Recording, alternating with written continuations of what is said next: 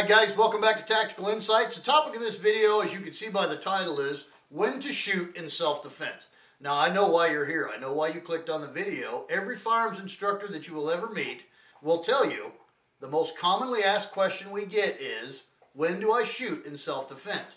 Now, the answer that I always give, and the answer that most firearms instructors I know give, is generally, I cannot nor will I answer a what-if question.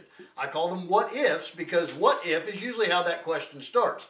What if I'm in Walmart? What if I'm at the gas station? What if I'm in my car? What if this happens? What if that happens?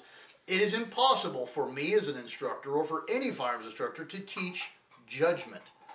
Judgment is something you either have or you do not have. I cannot teach it to you. I can teach you about the law, about whether or not it's legal to intervene in certain places or not, and you'll see a lot of videos that talk about that. I'm not going to discuss that here because there's a lot of different states watching, and each state has a little bit different laws. What I do answer people with is there's three words that I want you to take with you whenever you think about especially firearms and self-defense. The three words are evaluate, acquire, engage. These are listed specifically by importance, with evaluate being first, acquire being second, and finally engage. Evaluate is obviously the most important question that we must ask ourselves. We must evaluate the threat. The two questions we ask when we do this are, number one, do I need to intervene with deadly force? Do I need to intervene with deadly force? Need is the primary word in this. Do I need to intervene here?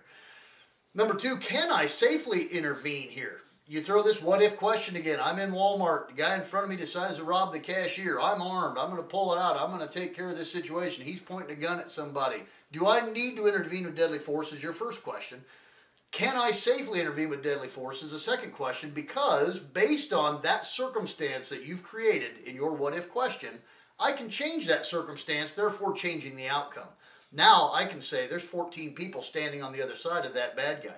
You've got your kids with you. There's 2 bad guys. There's 3 bad guys. Every fact that I add to that circumstance changes your potential answer to that question. I can't be there for every possible what if that's out there. So you first evaluate. Before I ever pull a firearm from a holster, before I ever even think about it, first thing I'm doing is evaluating the threat. Do I need to intervene with deadly force? Can I safely intervene with deadly force? Number 2. Acquire the target. Now, we all know that we think when we stand on the range, I'm going to take that 50-yard shot when that bad guy's way over there, and I'm going to do the headshot, and he's going to drop right away, and he's going to be having hostages, and we all think through these because we watch a lot of TV. Realistically, can I engage from my current position? One of the ways you can do this is go to the range, start backing yourself up. Find out what your envelope is at your ability to where you understand at some distance, I know I'm going to start missing. Then we throw critical stress on top of that. We'll talk in some videos about applying stress and inoculating stress into our training.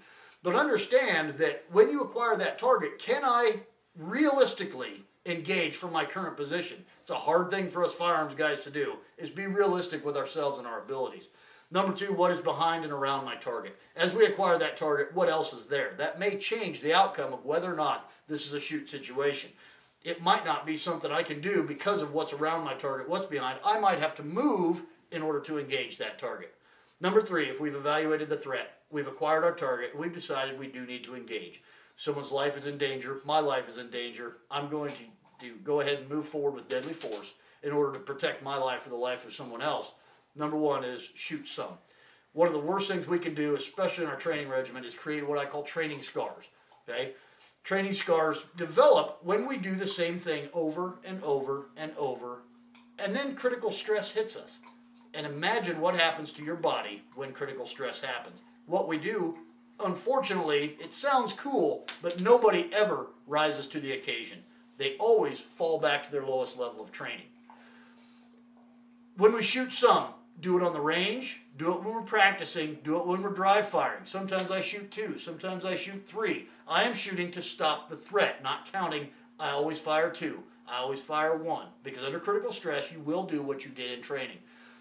Finally, under engage the threat, we're back to our electrical system, our hydraulic system, and our mechanical system. If you don't know what these are, go back and watch headshot or not the headshot video.